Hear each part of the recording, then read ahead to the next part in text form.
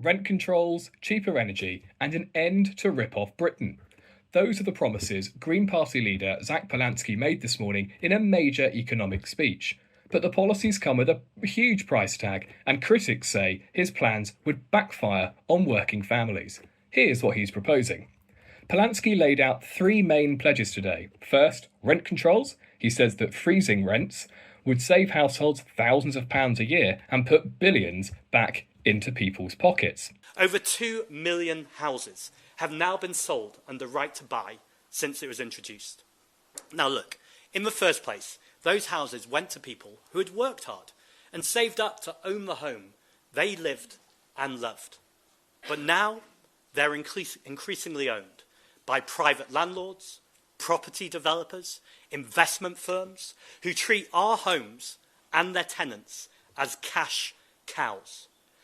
1 in 6 private renters is now renting a former council home, often at extortionate rates and often partly paid for by the government in the form of housing benefit. Another example of a system which is not only totally unfair, but utterly incoherent. Our Green MP, Sian Berry, she has been fighting hard to end this mess, calling for councils to be able to buy back homes lost through right to buy. So we need to end right to buy completely, build more council homes and control rents so everyone can afford a decent roof over their heads. Spiralling rents are ripping the heart out of communities across the UK. Renters are being forced to cut back on essentials just to afford the cost of a roof over their heads. And it's not just individuals who suffer, it's the entire economy. So it's time to do things differently. We know rent controls can work, and we can learn so much from the different models that have been tried elsewhere. Rent controls are an established part of private renting in 16 European countries, and it could not be clearer. The UK's got some catching up to do. If we had frozen rents in autumn 2022, households in Britain would be saving over £3,300 per year on average. That's £3,300 per year on average. Across Britain, that would put £18 billion of purchasing power back in the pockets of ordinary people. Money that could be spent on local businesses, buying a coffee on the way to work, or a few pints at the end of a hard week. Instead, straight into landlords' pockets, leaving our high streets hollowed out. And our brilliant Green MP, Carla Denyer, has been raising the alarm on this scandal, pushing for rent controls to be included in the Renters' Rights Bill. But this Labour government, they just wouldn't listen. We need to bring in rent controls.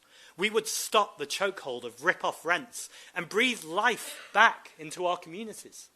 Second, renationalising the water companies. He says nearly a third of water bills currently goes to shareholder returns and servicing debt, so that bringing water back under public ownership could cut your bills. And the consequences of this rigged economy are still with us today, biting at our heels as we try to make ends meet. Let's begin with water. Since the water sell-off, bills have increased by 44% in real terms, while the industry has accrued £72 billion of debt. And as customers, we carry the burden of that debt. A third of our soaring water bills goes towards paying dividends and servicing that debt, while the companies taking that money flush sewage into our rivers and seas seemingly at will. This sewage crisis is not just about dirty water. It's about the collapse of river ecosystems, the insects, the fish, the birds that depend on them, and the farmers, fishers, and communities that depend on those in turn. Nature is not separate from our economy. It's the foundation of it. And right now, we are letting it be destroyed. And for what? The shareholder returns. We will fix this, ending the scandal of shareholder profit and bringing water back into public hands, so every penny we make and pay goes into making the service better. Let's stop paying the privatisation penalty, lining the pockets of shareholders, and we can start with the water companies. Nearly a third of the typical water bill in England goes to funding shareholder returns and debt servicing, compared to only around 10% for publicly owned Scottish Water. That's shocking. Hundreds of pounds every year that people work hard to earn, going straight into the coffers of shareholders. Let's end private ownership of water, bring down bills, and make our water system fit for purpose. And third, cutting energy bills by stopping gas prices from inflating energy costs and ramping up investment in renewable energy.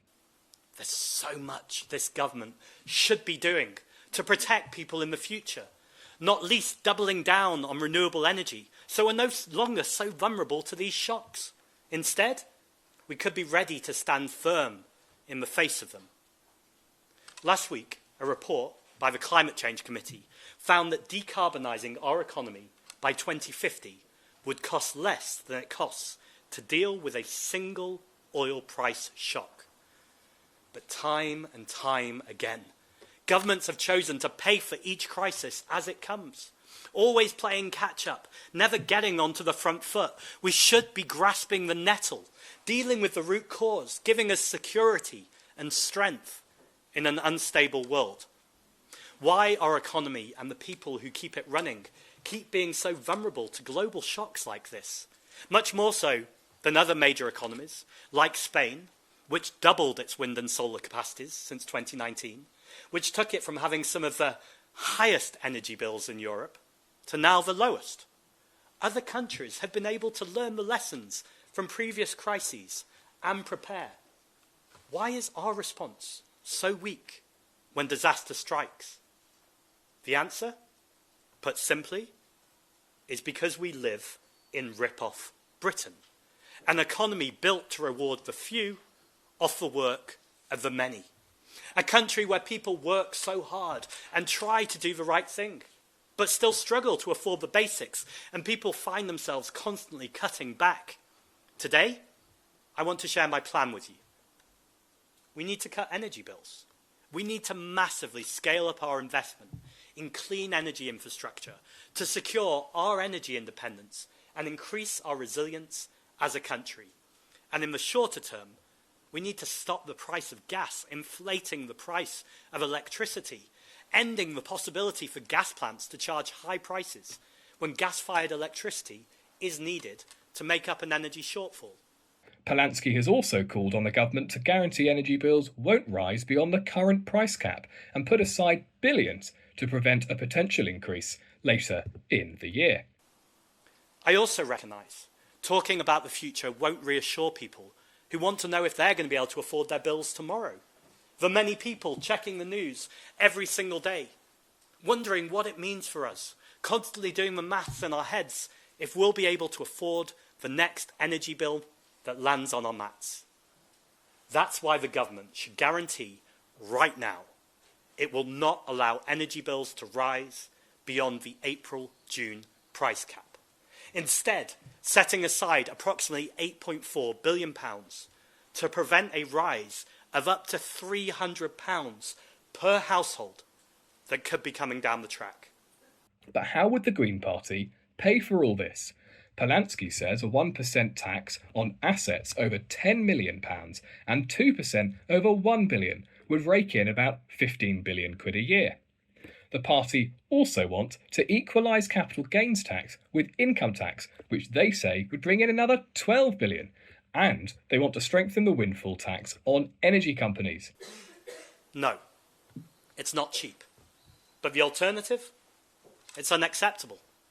If the price cap raises, interest rates rise, mortgage rates up, bond yields up, inflation up. We will be back into the doom loop that has done untold damage to our economy and caused misery for households across the UK for years now. And there are ways to pay. Instead of scrapping the windfall tax on energy companies, as this government is planning to do, we should be strengthening it instead. We need a real loophole-free windfall tax with no exemptions for reinvesting in fossil fuels. A robust tax that claws back every single pound of reckless profiteering from this crisis and repurposes it immediately to protect every home in the country. And while taxing extreme wealth in the ways we need to, it will take time to implement. There are levers the government could pull right now, like equalising capital gains tax in line with income tax and reforming the base to raise £12 billion. It is time for the government to act decisively, eliminate the uncertainty that is plaguing people and the markets, and insulate us from some of the worst economic effects of Trump's war. Look, we know a wealth tax won't fix everything, and no one has ever pretended it would, but it would be a very good place to start. Implementing a 1% tax on wealth over £10 million and 2% on £1 billion would raise around £15 billion per year. And it would send a very clear message that those who have accumulated the most money will pay a little bit more. Get that money flowing through the economy. Make sure it is benefiting everyone. For a truly progressive government, a wealth tax needs to be a day one priority.